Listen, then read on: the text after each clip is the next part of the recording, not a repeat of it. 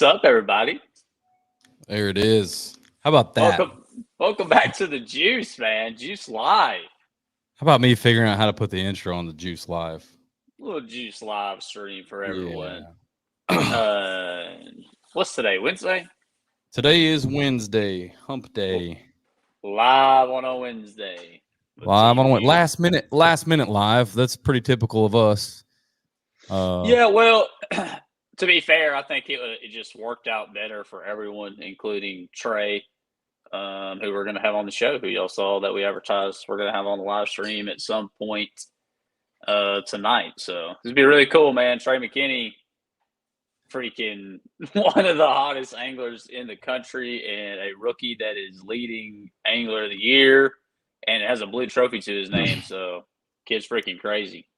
Yeah, 5 tournaments in his elite. I mean, well, 2 and he won 1, but yeah, they're 5 tournaments in. He's leading angler of the year. But yeah, we've been trying to get him on since the classic. I think we tried last minute and he was flying in. We were going to do something with him there and just man, our schedule's his schedule, which this sounds like this dude just fishes. Like he told me, I talked to him earlier this week. He's like, I can do it when I get off the water at dark. He's pre-practicing.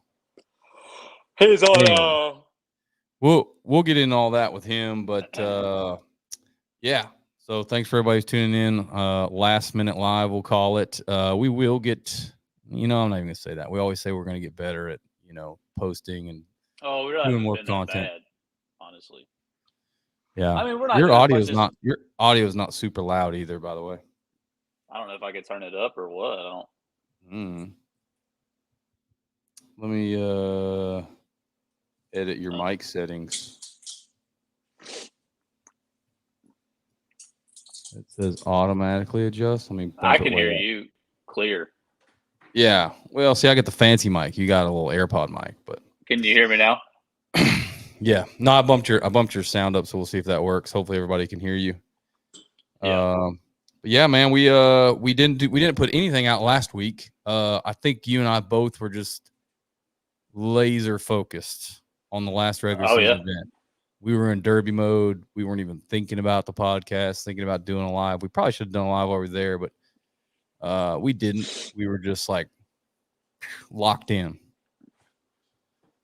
Oh, yeah. I mean, Lake of the Pines, the Brandon Belt Fishing Show Team Series. Obviously, we were in the lead. We were in the lead for the Bass Cat Angler of the Year race, which pays a premium boat, premium Bass Cat. Yeah, it's worth a lot of money, and we're taking it very serious. So Lake of the Pines, we knew that if we did well there, we could put enough cushion to go to Toledo Bend and finish it out pretty strong in the championship and go ahead and take home that boat. And more than that, we really thought we had a chance to win Pines. And yeah, I think I'm glad we're going to talk about it because so much changed from that week that Shane's talking about, that pre-practice time, man. Like the lake was higher, and I really thought we were going to really, really catch them big doing one certain thing. And the lake came down, and we had to adjust during the tournament, Yeah, Pines is one of our favorite lakes. Wyatt's got tournament history there with some ABAs and BFLs. I have not fished tournament there, but I have fished there a couple times here in the last few years for fun. It's a great lake. It sets up well for how Wyatt and I like to fish. We both like to offshore fish, no secret. They school up really well. So we were looking forward to that. It's the time of year. Schools are fresh. They're dumb. They bite. But the pressure, this tournament was super interesting because the pressure really got to the fish because the lake is not very big. You put 123 teams of some of the best guys in the state of Texas, and man, it was it changed every day, and you had to adjust. But pre-practice was dumb. I thought and ridiculous weights.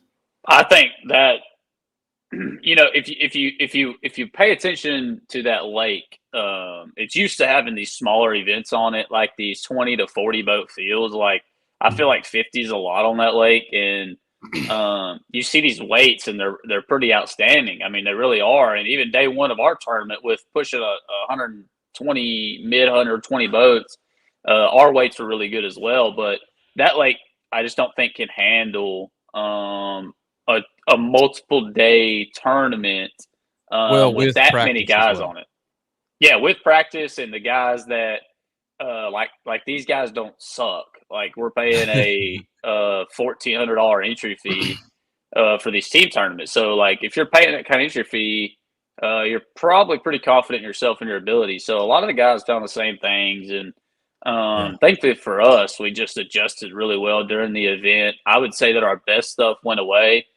Like our best of best stuff went away, and we had to find new stuff during the tournament, and that's the only reason we did well. I mean, it really is. Yeah. You know, Yeah. Pre-practice. Yeah. So we'll kind of break it down because Kyle here is asking us to give us the rundown on Pines. Pre-practice, we both, because it's not too far from us. I think it's about an hour and a half for Wyatt. It's about 2.5 for me. It's like 2 hours.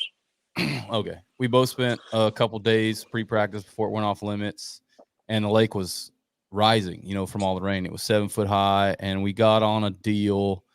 Found some sneakier schools. We felt like we're pretty sneaky that nobody else had. Well, hindsight, talking to everybody after the tournament, sounds like a lot of the guys were kind of on some of the same deal. A lot of guys did well. We weren't sure if the water dropping was going to make that better or worse, but man, I had a phenomenal pre-practice day where I could have just absolutely blasted them. I only caught 5, and I think my best 5 were like 25, and I just kind of left them, caught 1 out of each group. And I know you had a good pre-practice as well. And with changing conditions, I think they were running water like 24 hours a day. So it was dropping like 2 to 4 inches a day, which is a lot on that place. And it ended up being right at 5 foot high during the tournament. Yep. And it was close to 7 or 8. I just remember there being like a 3 or 4 foot difference on our spots during the event. Yeah, you could visibly see it too.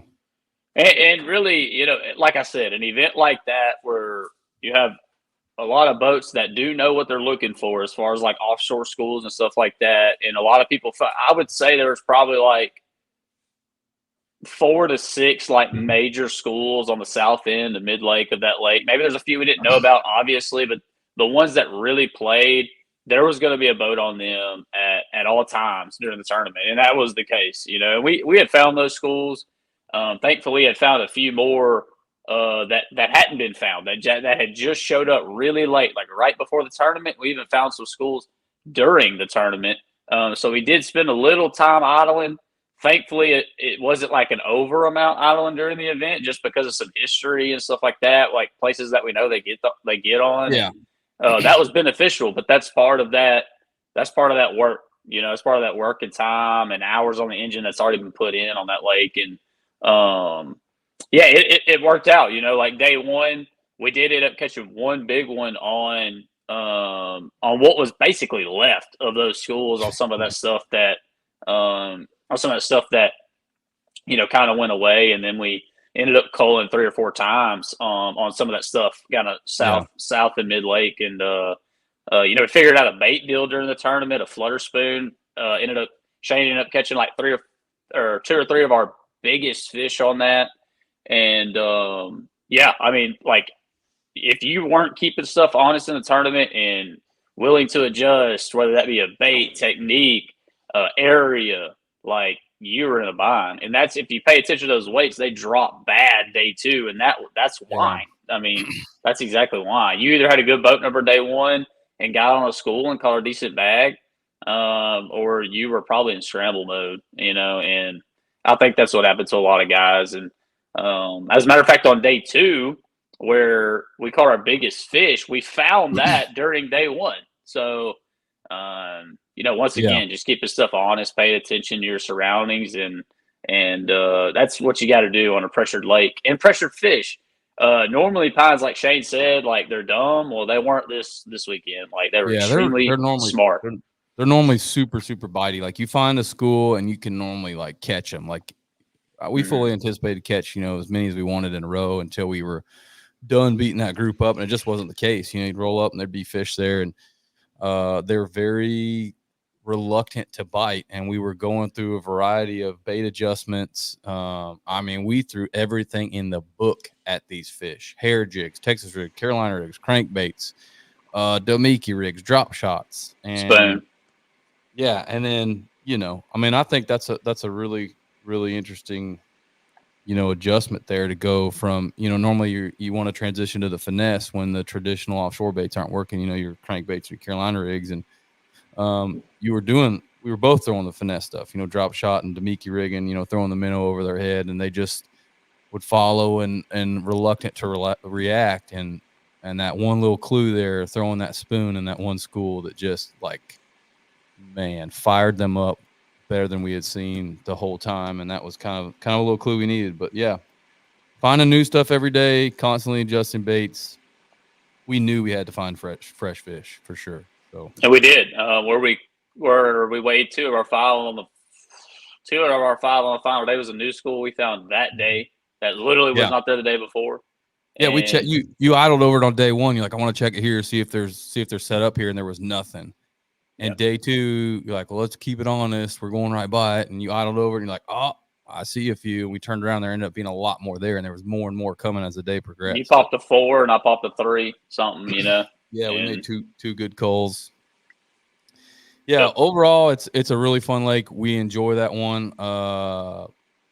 Going into it, I felt like we had a good shot to win. And we did. We were won a 5.5 pounder or 5 1/4 pounder is what we decided. Yeah, we ended up losing by 2 pounds.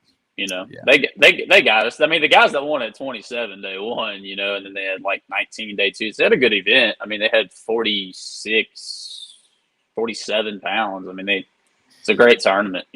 So yeah, no, they had a great tournament. They caught a great big one on day one. They won big bass too. Russell's a hammer, so not surprised to see him win on that lake either. So, but overall, a good event, and it made the points race pretty much.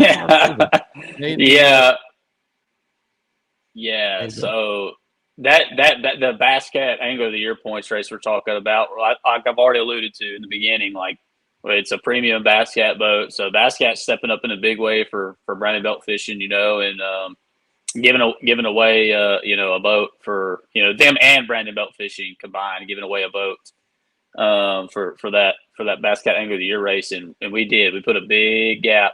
I think it was pretty close coming into Pines. I think we had about an 11-point lead on second, and not an overly big gap on third and fourth. If we stumbled and they caught them decent, it would be very interesting at Toledo Bend, but we ended up catching really good at Cedar Creek, getting a third place finish there, and then backed up that with a second place finish at Pines, and now we've got a really big gap going in Toledo Bend. So, they haven't posted the official numbers, but looking on the Fishing Chaos app, I believe if my math is correct, we're 81 points ahead of second, and they take 75 to the championship.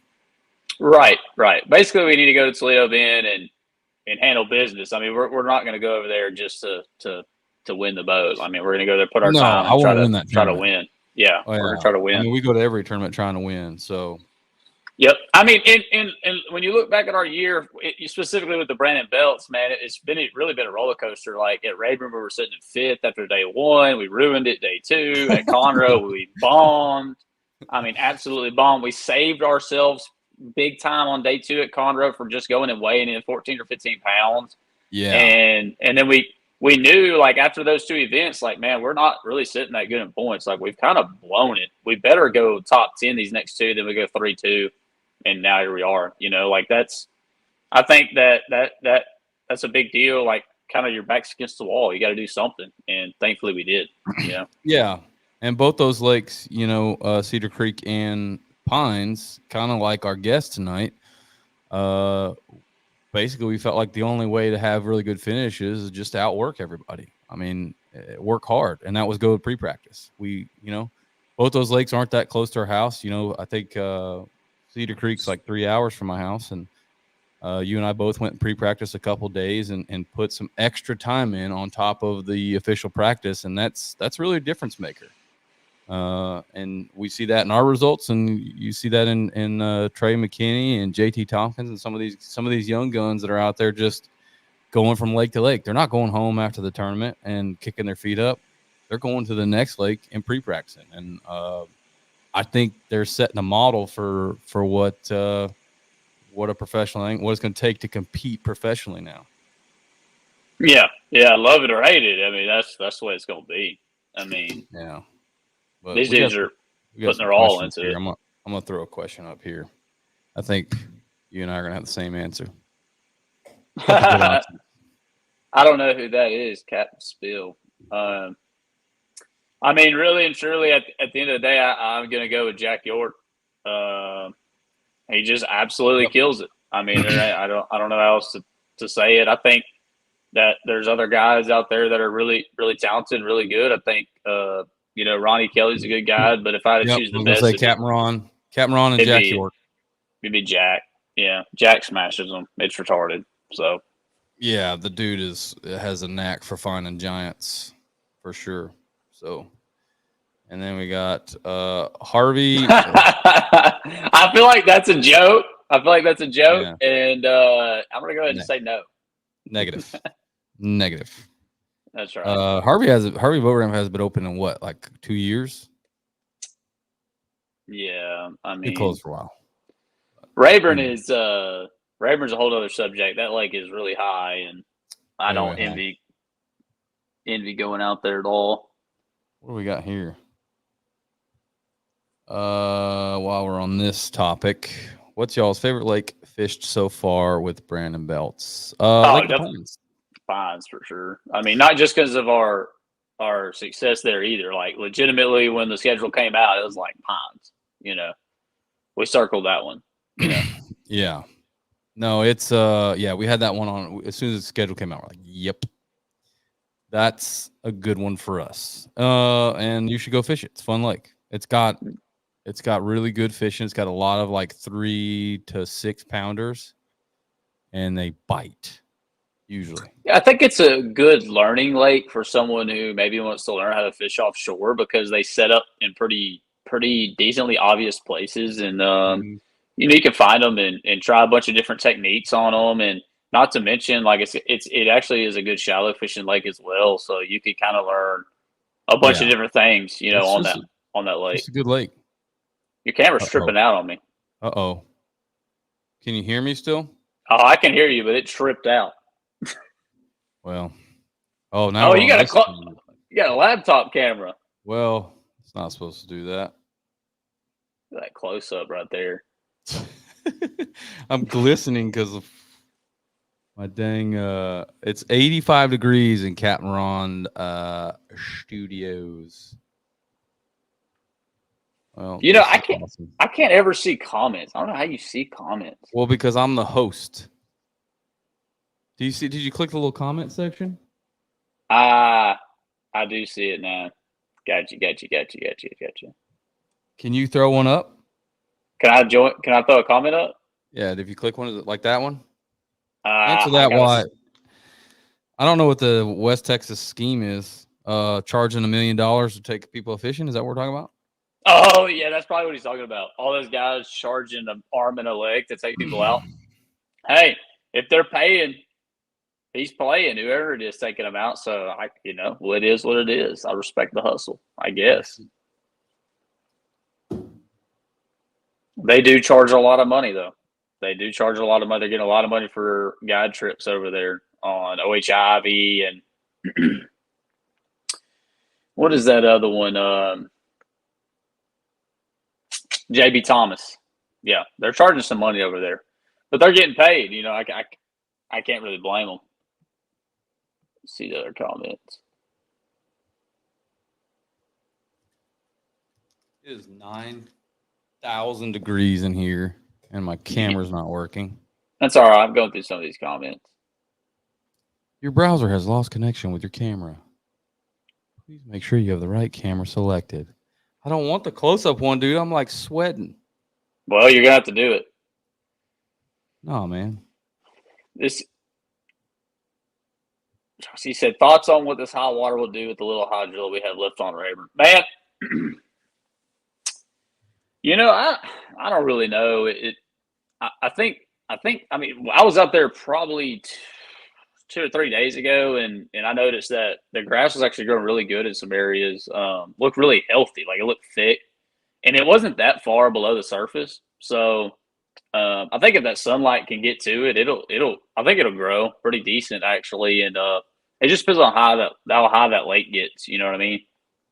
But I agree that hydrilla is extremely important role and an important thing for Rayburn to be healthy, even for the offshore fish. Everything, you know, that hydrilla is critical in keeping Rayburn healthy, like a healthy fishery. You know, it's like we lost Shane. I'm still here. I'm just trying to figure out my camera settings. It's gonna drive me nuts. Captain Spill, who's the best scoper in Texas? Man, I don't know. There's too many good ones nowadays. They're all good, bunch of them. I mean, if you're fishing tournaments in our area, there's a lot of good like live scopers. You know, and a lot of good just fishermen in general. You know, I wouldn't deem a lot of those guys as just scopers. Just a lot of good fishermen in general. You know, and yeah, we use it. We use it quite a bit, but I don't know who the best scoper. That's tough. That's I don't know. I probably couldn't put a name on that, honestly, because there's so many guys that are so good with it now. They're probably about even level talent with it. You know? There's a lot of really good talented guys with it. Yep. Well, I hate this camera. Dude, yeah, that camera sucks. Well, it's the laptop camera, but we got this $2,600 camera over here that's not working. That's awesome. What do we got here? Is anyone doing guide trips on Lake? I'm assuming he's talking about Bodark. Oh, yeah. They're guiding out there. Captain Ron is. Yep. Ronnie Kelly. I think Jack told me he's taken a few trips up there already. Yeah. Well, I see our dude here. Our guest is getting his camera situated. Lauren, yes. I don't know. Technical lady. Hey, Lauren, where's she at? She's somewhere around here. She just needs to mind her own business and get dinner ready. Whoa. Is Hayden Heck the new Rayburn GOAT? Who is that? Who is that? We're getting trolled is what's happening. All right, Captain Spill. Man, no. There is no. I don't know who the Rayburn. There is no GOAT. That's what Rayburn is. Dickie Newberry is the Rayburn GOAT. You think so? I was in his house earlier. Yeah, I think there's a lot of competition on Rayburn nowadays, and I think it's a lot of. Go ahead. I think there's a lot of different guys winning. I don't think it's totally dominant by one guy anymore. You know. Yeah. But I do respect Hayden. He's a very good angler, and he catches them. He's won a lot. He's won a lot. There's a lot of good ones. Well, man, I'm gonna throw our guest up here so we don't keep him waiting any longer. Listen to us ramble on. There he is. What's going on, y'all? Hey, man. Appreciate you coming on. No problem. Is my audio good? I didn't know because we have kind of like up in the mountains up here at Smith. Yeah, no, your audio sounds good. It sounds better than Wyatt's. Man, that's messed up, dude.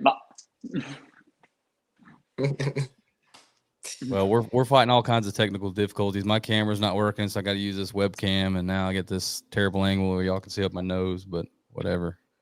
Trey, can you hear both of us pretty good? Yep, I got both of you. Okay, good deal. Well, so we're at Smith Lake doing a little pre-practice, huh? Yeah, I'm not impressed. This place is, I don't know about it. It's like, if you want to go come catch 12 inchers, this is your hole.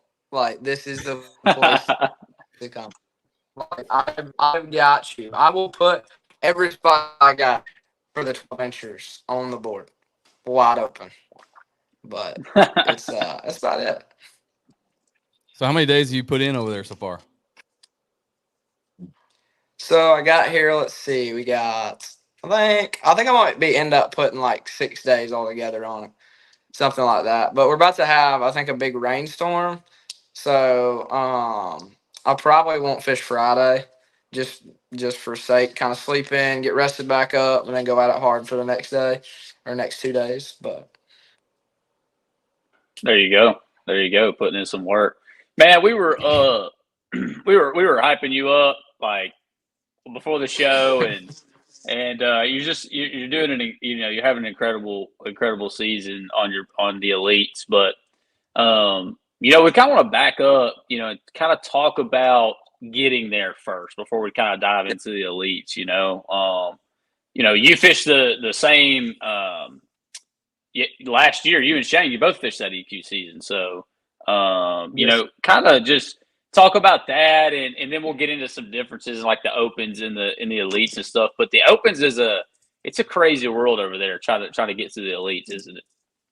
It's a very cutthroat way pack. Like, it's whatever 170 guys trying to accomplish their goal. So there's a lot that goes on in the opens. It's a lot that happens. You go to a lot of different places. And I was blessed. The schedule was good last year. I had never been to a tidal water, nothing like that. So we didn't have no curveballs because last year, like from where I'm at now, from where I was last year, like I come into the opens with like 2 or 3 tricks, and that was like kind of a Nico and my jig and any kind of top water. And I'd fish fast. I just fish shallow, stuff like that, brush piles. Somebody that everybody can do. That's just what I had learned from home. And now, like looking back at it, how much I've learned by traveling all them places, going all them places, fishing all that time. Like the amount of stuff I've learned from that is huge. Like this year going into my arsenal, I can't even fit. It might not be a good thing, but I got so many rods in the boat with tied up with so many different things. I see a scenario and I'm like, oh, let's throw this. Oh, let's throw this. You just kind of my arsenal's getting, instead of this, it's this now. So that's the main thing, is trying to be versatile. Mm-hmm. Mm-hmm. Yeah, and you got to be on the elites. The dudes are freaking incredible, and I think that speaks testaments to you leading the pack right now as a rookie at the point. So, what Yeah, you got, Shane? it's crazy. Like them guys do never not catch them. Like they always catch them. Like, like normally in any kind of tournament that the first day would be the heaviest weights. The second day, it would start to taper and then start to taper, whatever else, and you can kind of slide by. But these guys, their first day, not always, I'm just saying like majority of the time, their first day is their worst day, and then they figure them out, then they go catch them better the second day, and they continue to grow on whatever they're fishing. Like, that's what's like, oh my goodness, like that's what's hard to, because normally, you can find some shallow fish, go bust a good bag the first day, and then survive the second day, and you're still on the top running. You'll get left behind. Like, you better go find something new. Like, that's what I've learned in fishing the elites, is you better catch your fish early and then start practicing. Like, that's basically, because if you don't have something better or the same to run the next day, you're slowly going to fade. In some tournaments, like the one here at Smith, some people are saying 14 pounds a day is going to win. I would believe that. Maybe, these guys are so good. I'm going to give them 15, 15 a day to win, whatever it is. But it's a big largemouth, like a unicorn, like around here. And I'm surprised is what's going to happen at this place. But it's interesting. Them guys are very incredible. Yeah.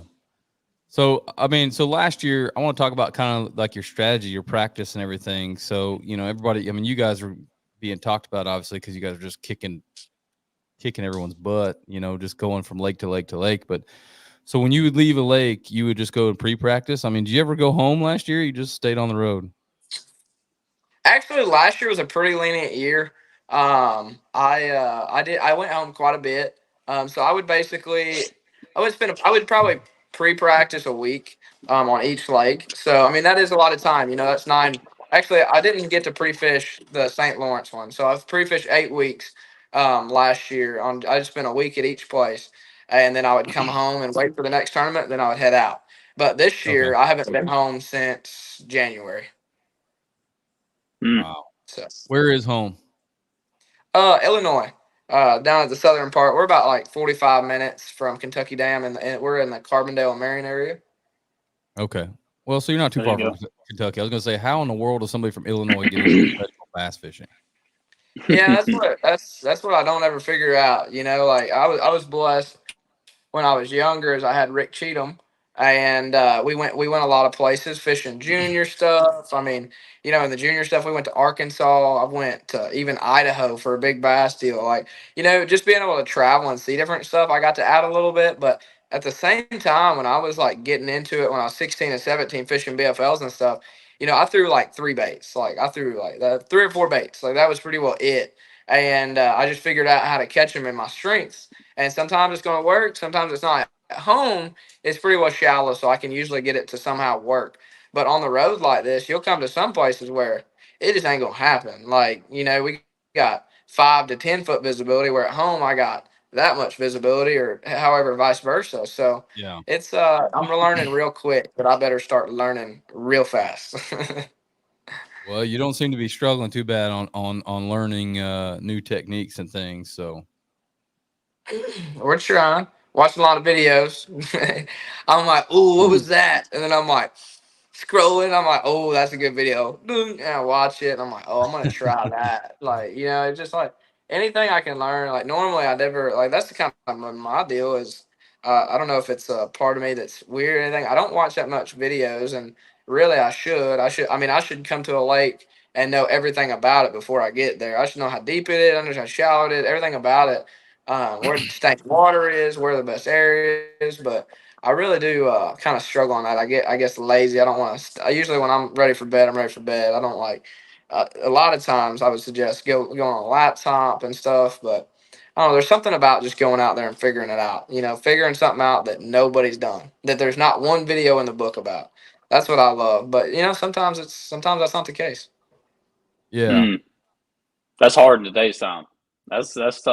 That's tough. Yeah, there's plenty of content on every lake out there, but no, I know what you mean. Like going out there and kind of having a kind of unfiltered eyes. You don't have a preconceived idea. Like this is what everybody says I should do, and then you kind of got that in the back of your mind. Looking at it through your eyes, maybe helps you. But man, so Trey, was that your last year when you fished the Opens? Was that your first year you qualified? Was that the first time fishing them? Yes. Sir. Okay. So yeah. I guess an interesting question for me is, like being at your age, coming into the Opens, like not really. Maybe you did know what to expect. Maybe you didn't. Like when you got into it, you got your feet wet. Was it what you expected? I'm kind of looking at it from the angle of like some guys that maybe want to like learn from you. Like if they're looking at going to the EQs, maybe there's some young men, some young guys that are coming straight out of high school or maybe even out of the college level. Maybe they're grown ass men. Either way, like they're looking at you and they're wanting to, kind of dig in your brain. Like, what is it like and what to expect and what kind of advice would you give just for the Opens level for now? Never set anything in stone. So like when I went into my first tournament at home, I catch like 12 pounds. I get a check, good check, maybe even win some places. And then all of a sudden I get in the EQs and I'm like, oh, I got some spawning here at Eufaula where he caught him really good. I didn't even know what a ledge was hardly, but I was out there and I saw some spawners, saw some stuff, and I caught like 14 pounds. I was like, dang. I was like, I'll be in there for tomorrow. And I showed up and I was like in 60th or something, like not even anywhere close, and that's just like right then you just have like, oh my goodness, yep, this ain't gonna work, like you can't ever have that. So more or less is kind of always don't ever assume anything. Just go out there and catch what you can catch and come in and that's the main thing about those tournaments is what I never realized is like how to manage fish. Like, them they're not as bad as the 4 days, but learning how to manage fish in some of those cases is really important because it's a 3-day event. It's multi, and the main thing is don't ever have your cards in one little check. Like sometimes, like if I had like 10 giant schools, something like that, that's understandable. Like, most likely they're not going to move. You're going to go there and hopefully wreck them. But I've had a lot of times, like St. Lawrence, for instance, I had one thing and I was like, oh, this is it. I'm done. This is what I'm doing. And by the end of it, the first day of the tournament, I had like 4 keepers at like, I think like 12 o'clock. And that's just St. Lawrence. Like that's supposed to be like the heaven of bass fishing. I had 4. for like 10 pounds. I was like, oh, this is great, and I had to scramble and I didn't know what else to do because I practiced the same thing every day because I knew that was going to be it. And I just totally threw myself out. So keeping an open mind, have A, B, C, D, E, F, G, whatever you can figure out, the multiple patterns of how to catch them.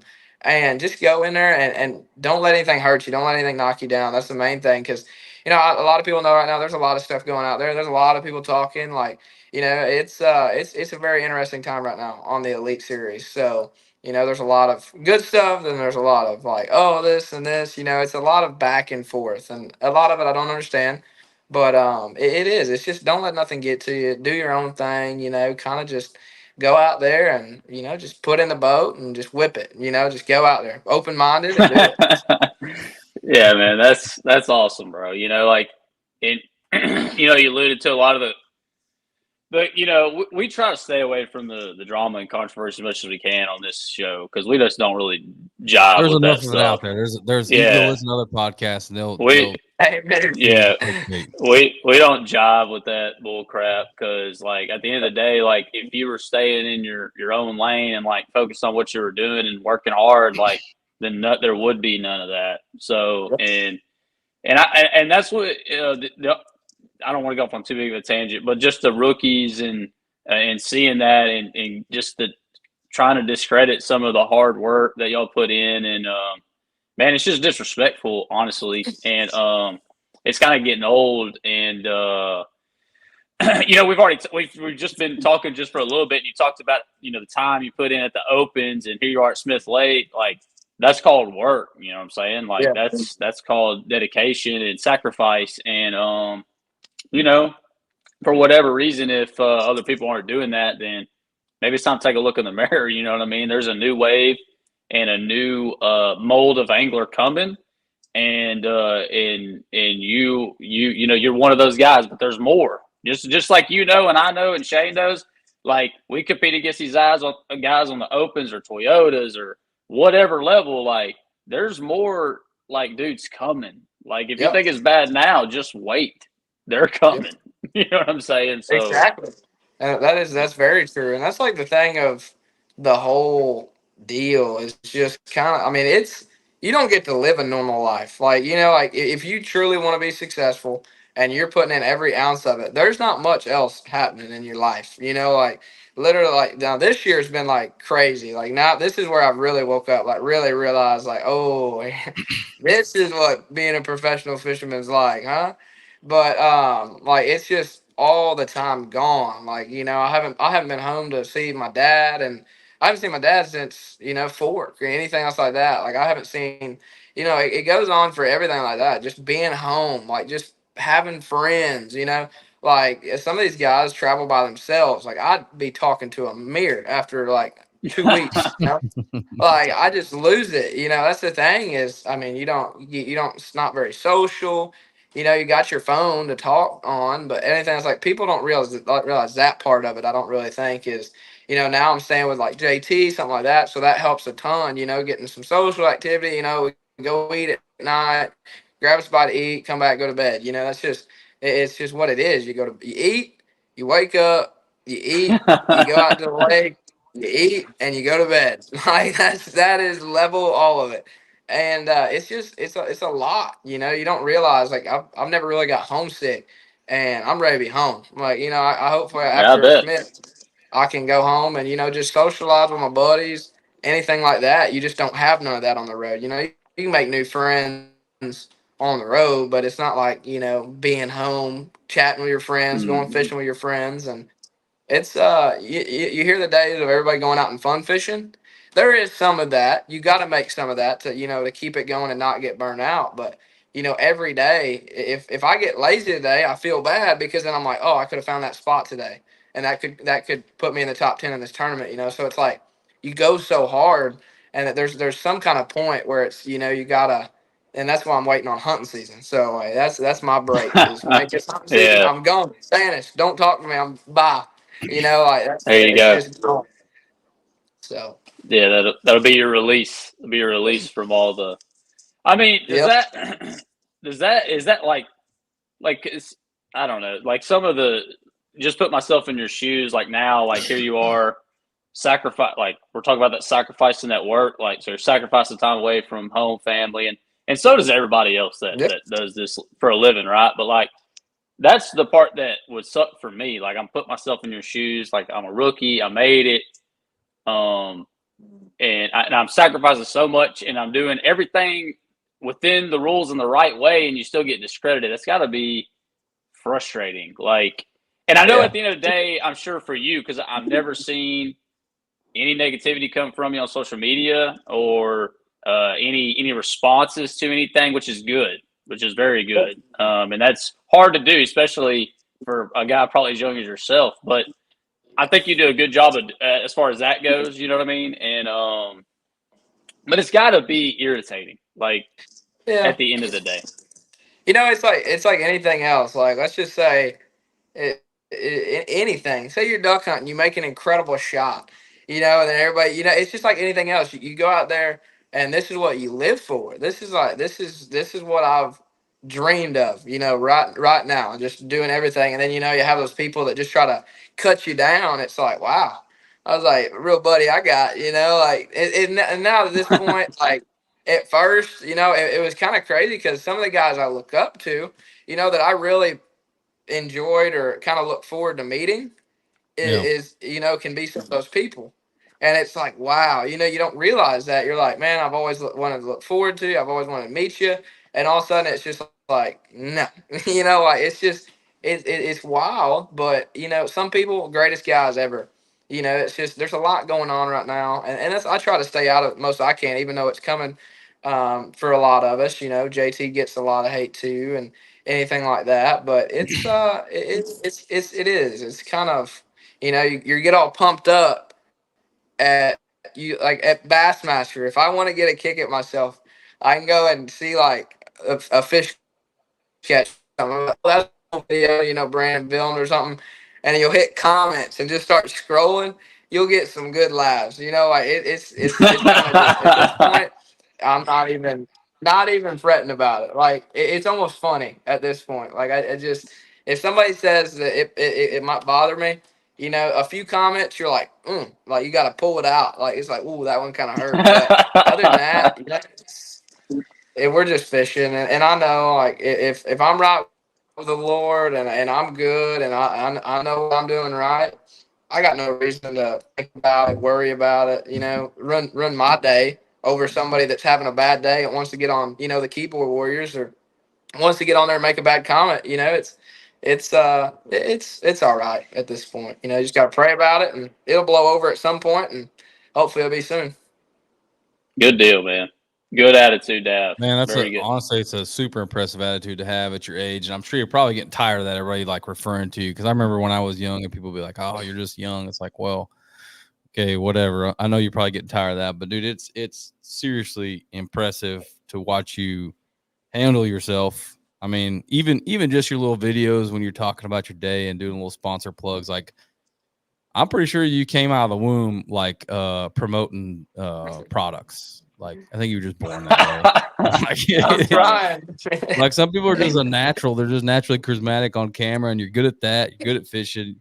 You're letting all this tension. I mean, there's just so much tension in the sport right now. And honestly, Wyatt and I were talking about it. Like you see all this stuff on these other podcasts, and you really haven't done that many. At least not that I've seen you kind of get on some. I'm sure you've been kind of bombarded with requests and stuff, and it's pretty impressive to see you kind of let it roll off your back and keep fishing, man. Yeah, that's the main thing. It's sometimes it's better just to let it die. That's what I kind of thought of. I was like, I mean, I could be big and bad and act all big and bad, which I'm not. I'm kind of I don't really get mad at ever, but it's kind of one of the things where, and let me getting on there and saying a whole bunch of stuff that, it wouldn't mean anything, it would just kind of make it fuel the fire. It'd be dumping gas on it, And anytime, if you try to, everybody, it's completely fine for somebody to have their own opinion. Like just because somebody else, it's you got to have somebody have their opinion. And and I'm fine with that. However they feel is how they feel, and I know I'm trying to do the right thing. So, it's at this point, It's all fine. It's all good. Hopefully, and I've had some people that defend me, and that's really cool. That's pretty cool to get on there and see.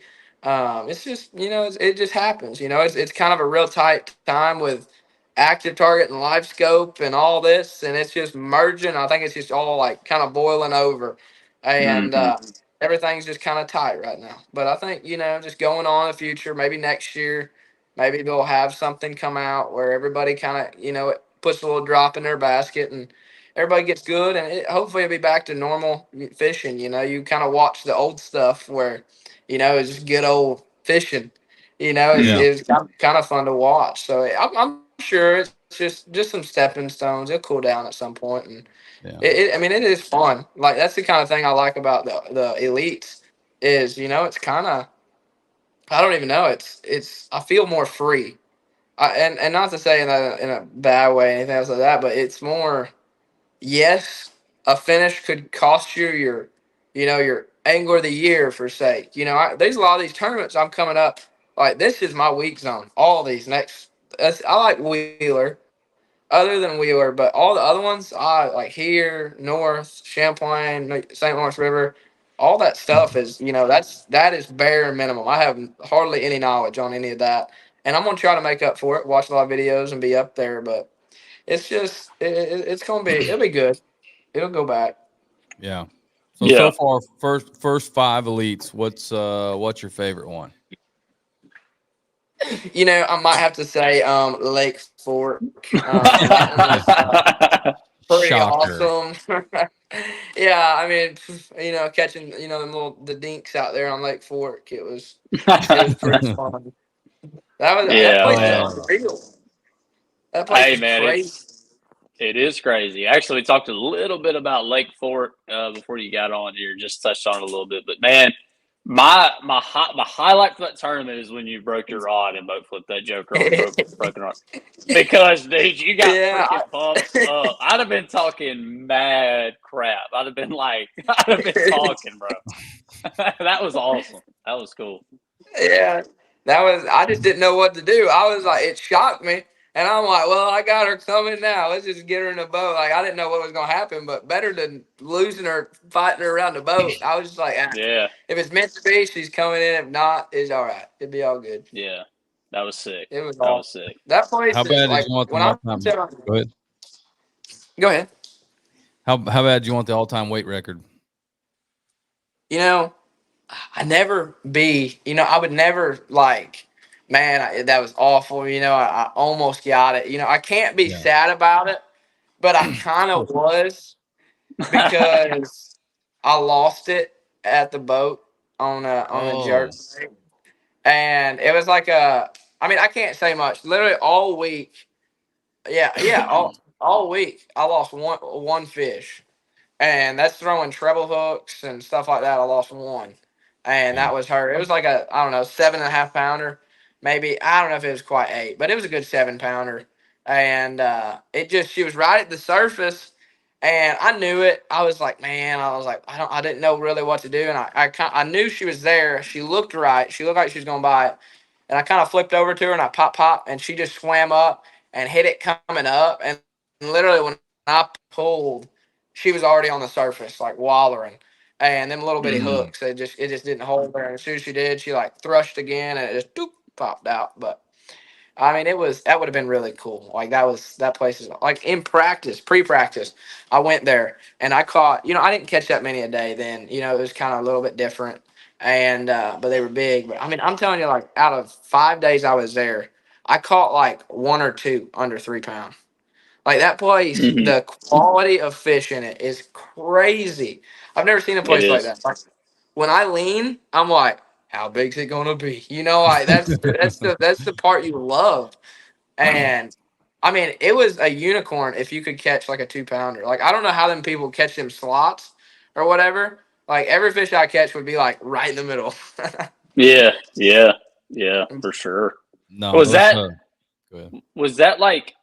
like, had you had that experience, like, with that big of fish prior to that tournament? Because we're kind of blessed because we grew up, like, we're in Tech, like, we're on Rayburn and Toledo, like, so we got some experience with some bigger fish. But, like, for you, was that your first time, like, seeing big ones like green on the surface or coming up? Like, how was that? Like that was like when I'm talking a 5-pounder in our tournaments. If you catch a 5-pounder, you done cut a check or won. Like that's just how it be. Yeah. And there, like I mean, in pre-practice, I went to Toledo and a few places, but I've never had like catching just 6-pounders. I've never had that. Like I've never seen that. And then all of a sudden in practice, I knew in pre-practice I felt good about it. And I had the most fun I've ever had. Like it was brutal cold. Ice was hanging off my power poles, like whatever, and they were still biting pretty good. But and I get back there and I pull up to my first spot and I'm like, ooh, that looks money. And I was like, I'm just gonna make one cast. And I was like, just one. And I cast it up there and and I'm like, oh, there's one coming on. And it went like that. And it was like almost 10-pounder, like it was 9 something. And I was like, Yeah. oh my gosh. Like there's nothing you can do. You would just pull and she would just start strip and drag. And I'd pull and she started strip and drag. And it was crazy to see a fish so big that they couldn't actually jump. They would just like waller. And it was just the best feeling ever. When you lean and the whole rod goes on a head shake, Yeah. hands down, best feeling. I'd live there Unbeatable. like that. Unbeatable. Yeah. Yep. Man, Murray was a pretty cool event, though, man. I gotta say, like, watching y'all catch the Giants on fork, obviously super entertaining because you guys got a battle on your hands, like you said, when you hook one of those Giants. But man, Murray was so cool to watch some of the fish catches. I mean, you had probably one of the best highlights of live, with that one with the drone shot. They just happen to have the drone up and that fish Yeah. just like Oh yeah. Yeah. that fluke or whatever, and it comes up and just swirls. I mean, that place looks so fun. It's one of them things. Those fish are so smart. Like when I'm telling you, they're smart. They are educated out of this world. Like those fish are. It's all about timing. So you could have the best points in the lake, and yeah, you might catch one or whatever. But to truly do good or truly win, you got to pull up at the right time. Like I had a couple points that I like knew that were good, knew they were good, knew they were good, and all of a sudden I pull up at the right time and catch like 5, just bam, bam, bam, bam, bam, bam, all at the right time. That's the thing with Murray. You could start on this place and catch a 2-pounder, and there's 4-pounders swimming everywhere. And all of a sudden you come back and one blows up and you throw over, catch a 4-pounder. One blows up, throw over, catch a 5-pounder. One blows up, throw over, catch a 4-pounder. Like it can happen that quick. And so it's if you run enough spots throughout the day, hopefully the goal is to land on one at the right time. Mm. Unless you're Patrick Mm-hmm. Walters, then you just catch them everywhere. But for me, it was all right timing. But Patrick had something figured out. That was unreal. When I watched the videos after we got done with the tournament, like every group he threw at was like, I was like unreal. Like it was crazy. Yeah, he's got a lot of knowledge on that place for sure. Very talented. Very talented. So looking at the schedule ahead, what I know you said none of them are really kind of suit your strengths but is there anything you're excited to go fish?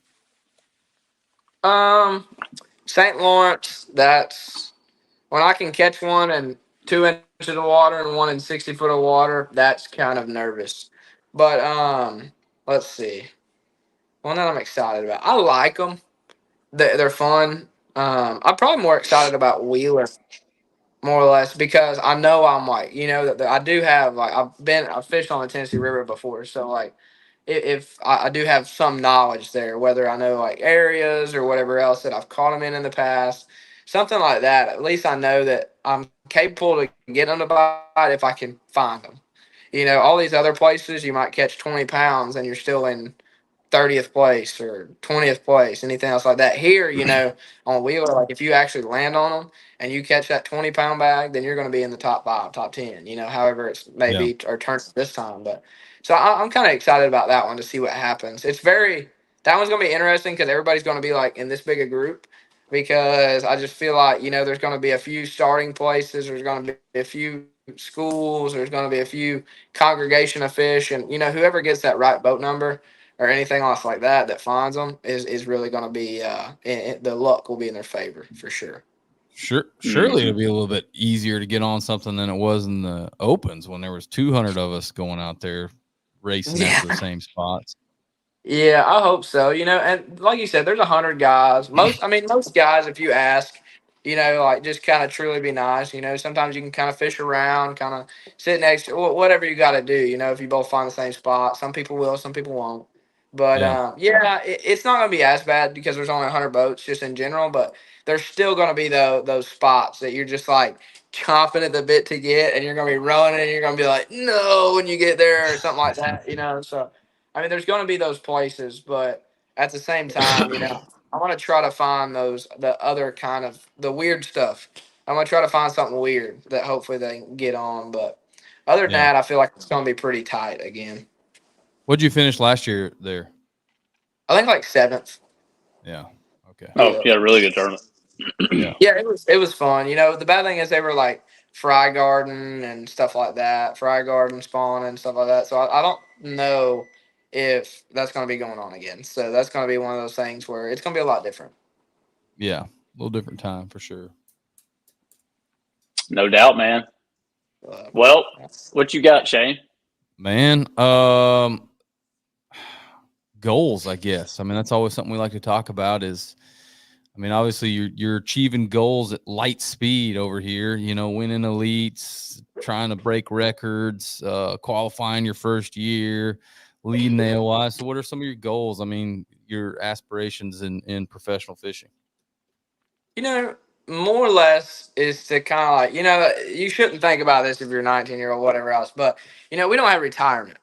So like if I can just like get in a position where I can set myself up well and get more of like, a business aspect, get other stuff going or get, and that's my plan is always be loyal to my sponsors. Like, get that right group of people that I can set myself up with and grow with. That's kind of like one of my goals is to meet the right people, to, just try to be the best you can be. Like when stuff like in this happening in the world right now, just be the best you can be.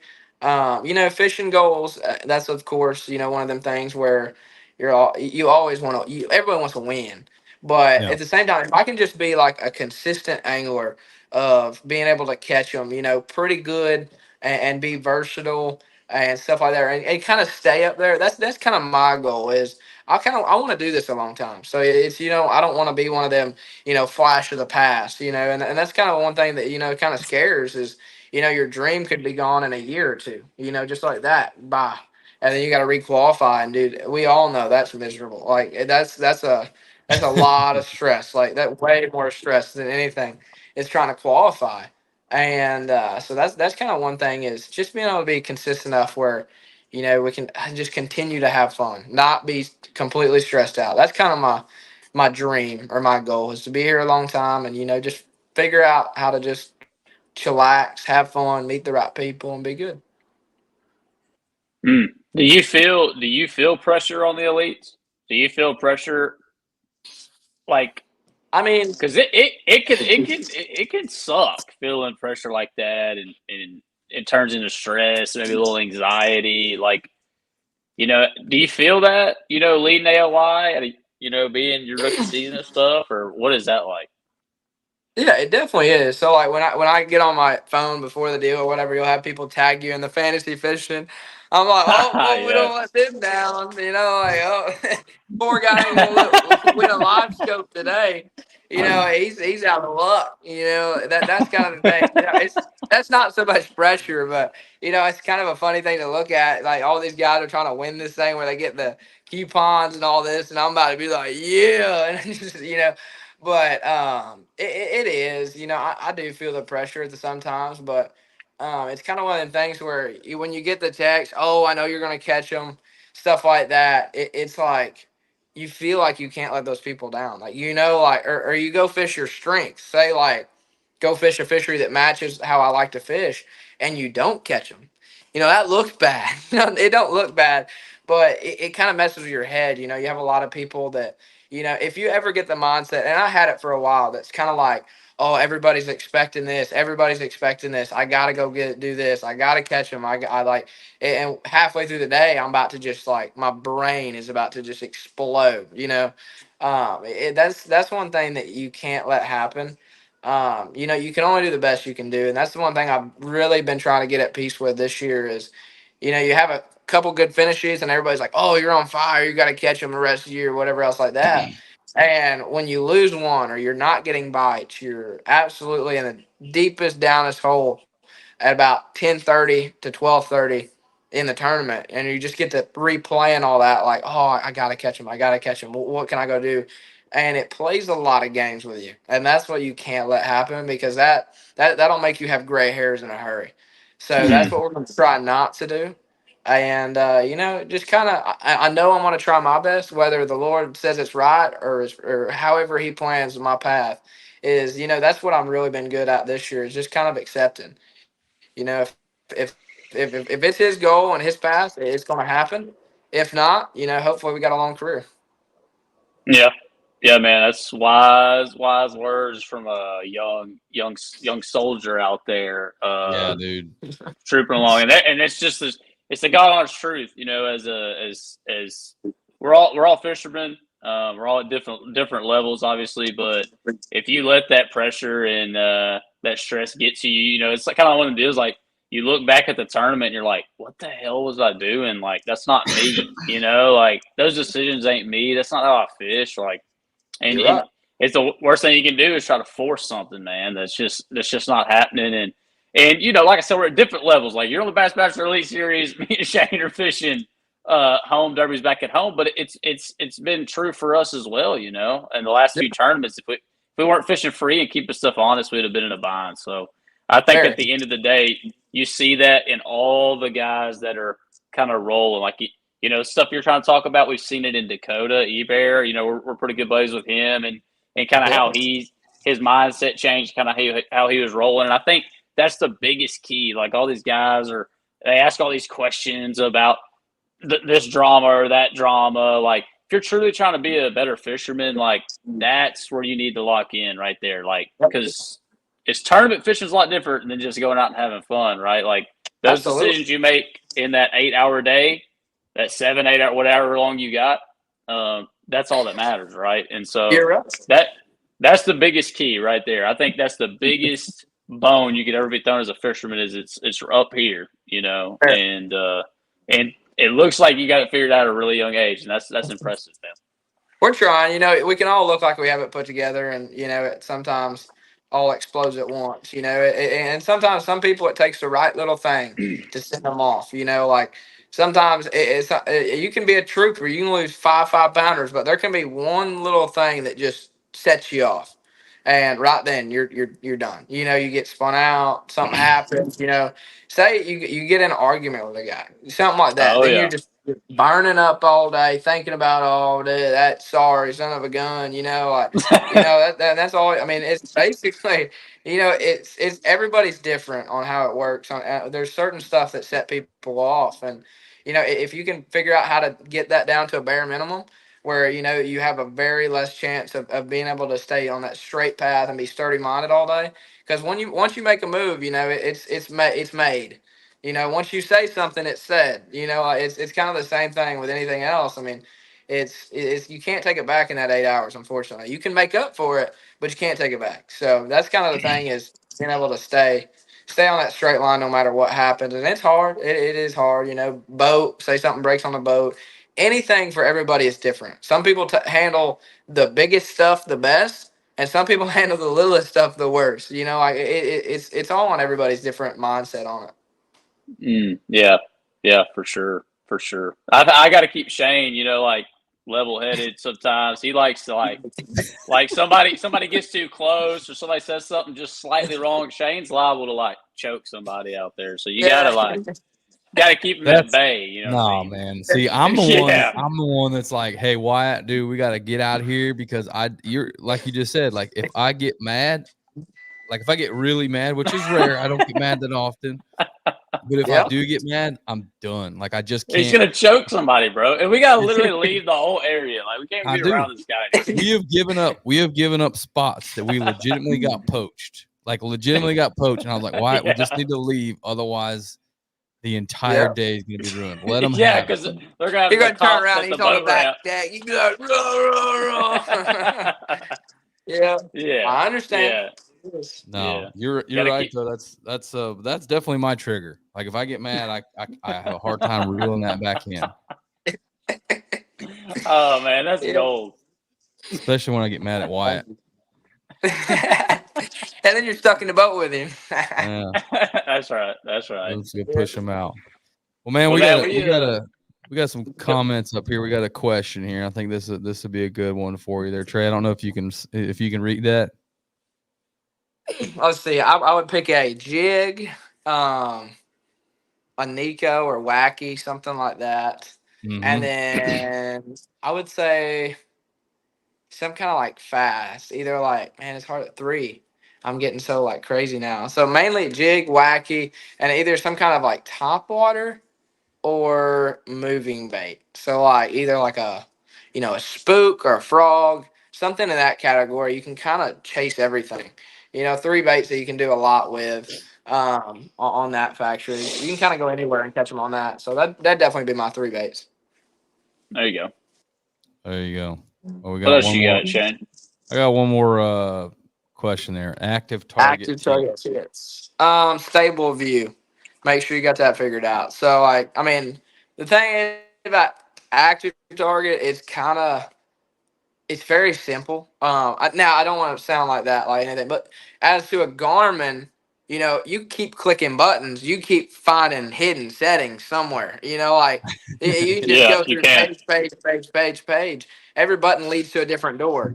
But active target is kind of, it's simple. You got your, your contrast, anything else like that. And basically I think you have I think it's mainly 3 settings that you can kind of play with. And that's almost personal preference, like color palette, anything else that's to do with your eyes. That's everybody's different on that. Some people see, like, say on anything amber or moss on Garmin users, anything else like that.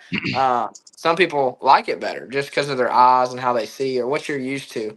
So main thing is kind of on active target. The best thing I can say is to just sit down, adjust it 3, exit out, look around, see what you like, and just keep adjusting it till you get like, hey, I like this.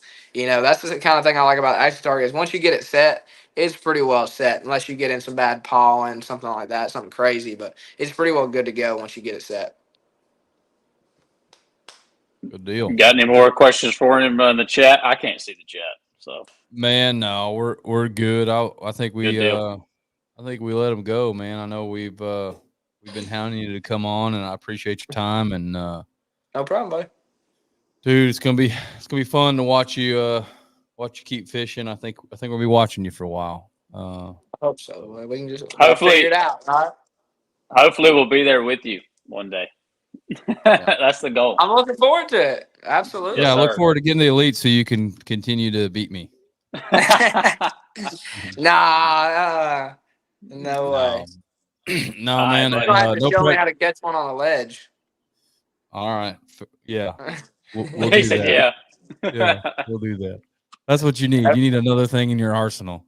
I do. I need that big time. I need that. That's a must. Cause I know we're gonna be going to some ledge, like either we're gonna be going soon, like Kentucky Lake, anywhere, something like that.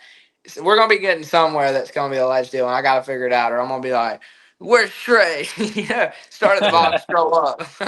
So, yeah, that's absolutely. I'm trying to figure it out. I'm just trying to kind of go all over and just kind of pick it apart, learn different techniques where I can use all over. It's a good time of year to be learning that kind of stuff, man. It's a good time of year to learn it. But keep your head down, man. Keep your head down and keep doing you, man. You got a good outlook on what's going on with all the tension and whatever BS drama is going on, and just keep catching them. Silence them. Good, buddy. Silence them, man. But no pressure. I pretty much have you on my fantasy team every week. Okay, sounds good. Coupons hopefully going up. or whatever wins. Yeah. All right, man. We'll see you. All right, man. We'll let you go. Good. See you, buddy. All right, take care. Thanks for having me on. You bet. For Thanks sure. for coming. Trey McKinney. Trey McKinney, dude, that kid is not 19 years old. That's Benjamin Button, dude, straight up. Yeah. That's Benjamin Button. That's like a 80-year-old man. He's reverse aging. He's done a good job. More than anything, his mind is where it needs to be, because me and you talk about this all the time. We have negative comments, like anytime you got a channel, a YouTube channel, or social media, you're gonna have some negative comments pop up. We've heard some things people said about us that just frankly aren't true, stuff like that. Wait, and it's hard to hold your about us. Hey, let's not get into that right now.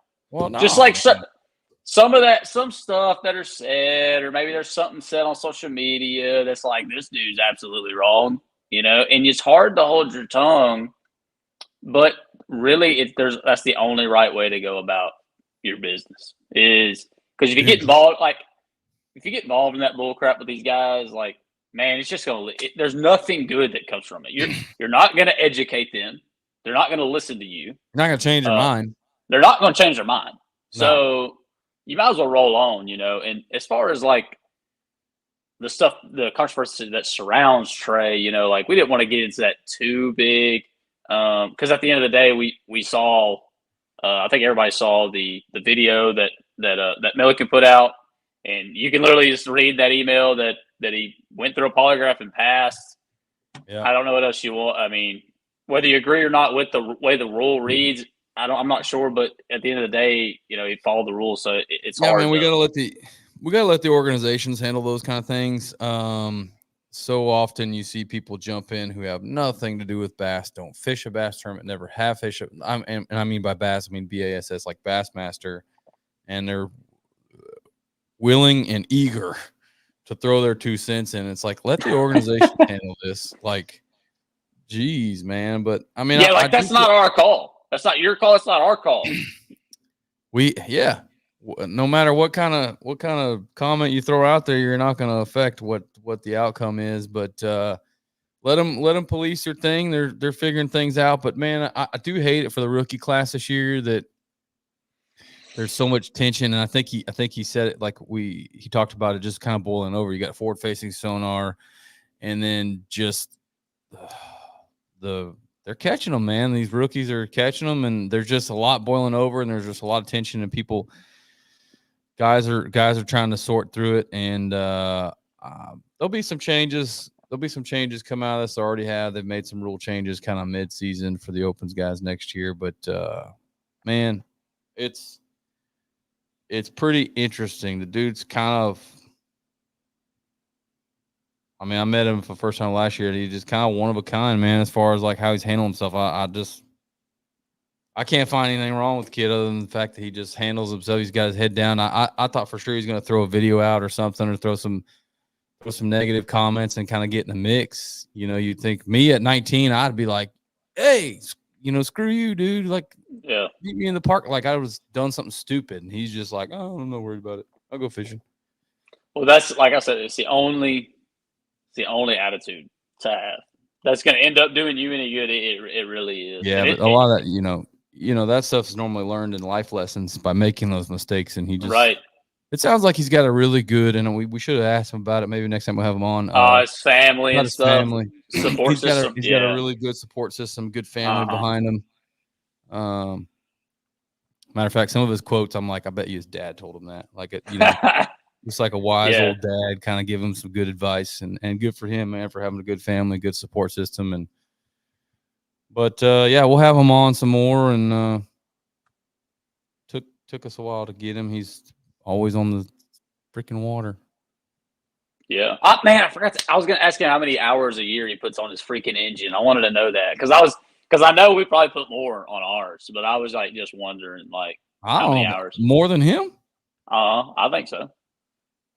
Dude, how many do you think he's out there idling every lake? Oh, I see. Yeah, hours on your motor, but time on the water.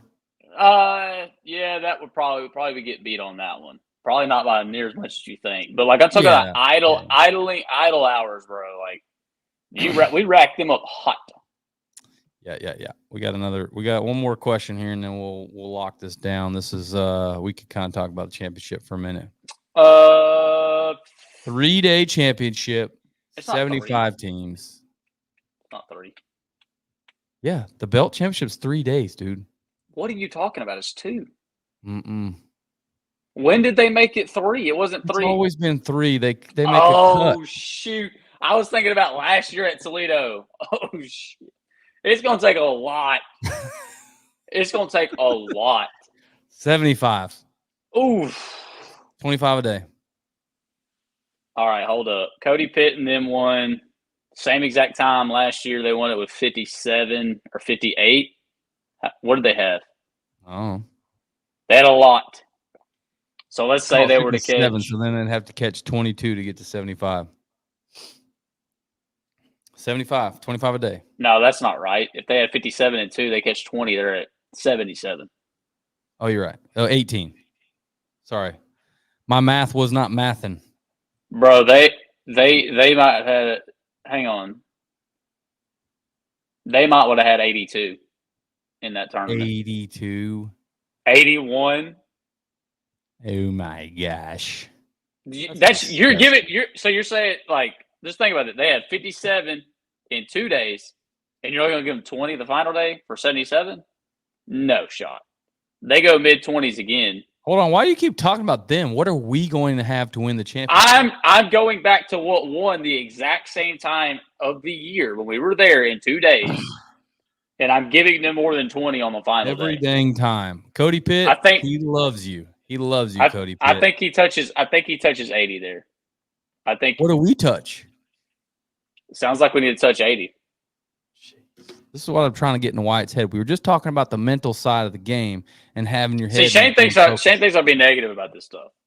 It's not negative. It's not that you're being negative. It should be a driving factor for you. You're already counting the fact that Cody Pitt is going to beat us. Is he the man to beat out there? Yeah. No, I didn't say that. I didn't say he was going to beat us. I said you better have 80. All right. Well, you were referring to what he's going to catch. I'm referring to what. Not just him. I don't know why you keep just saying Cody. Benji, Kevin Lencione.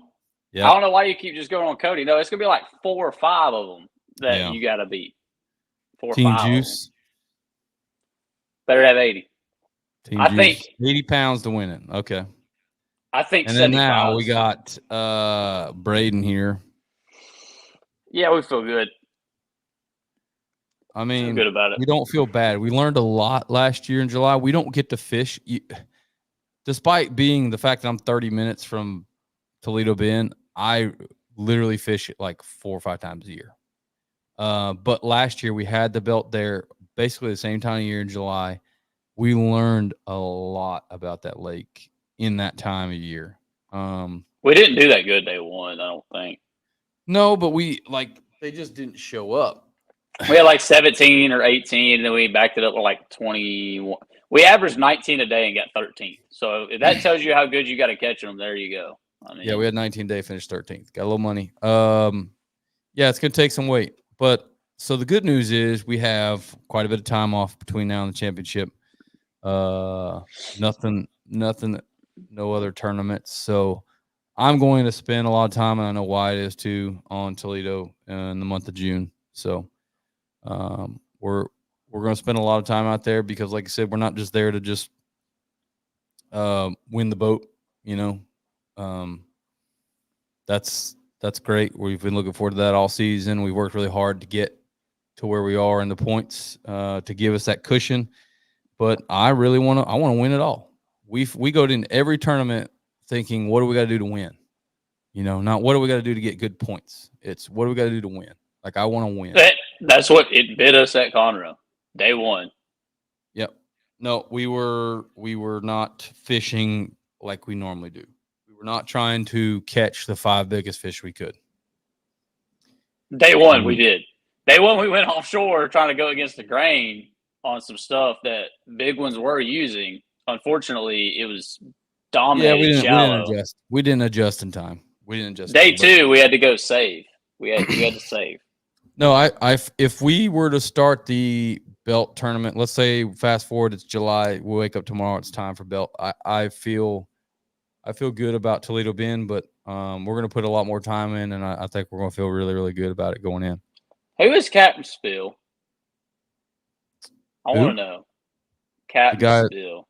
Captain Spill. Well, I see Kyle Curley. He's always the he's the one that calls us out on. Yeah, but he's being supportive. Yeah, he is. Appreciate you watching, Kyle. Thanks, Kyle. Yeah, man. I scoped. What else you got, dog? With a flutter spoon. Enjoy that. He actually snagged it on purpose. He snagged it. I did not snag it on purpose, but it was hooked on top of the head. That is correct. Hey, I snagged one in the back of the tail. Which is very common with spoonfish. I did it on purpose too. They turn on it, they look on, they're like going nuts over it.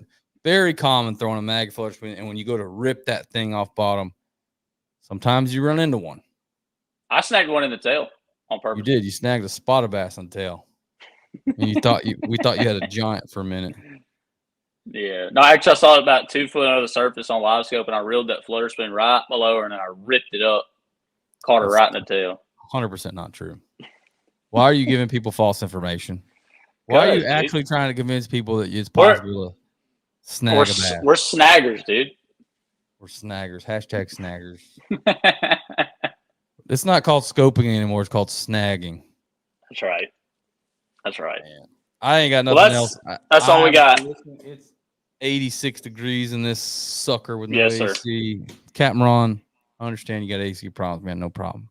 But it melted my camera apparently because my camera worked, and I got to use this one. Hope y'all enjoyed it. All right. We'll shut her down. All right, dude. See y'all. See ya.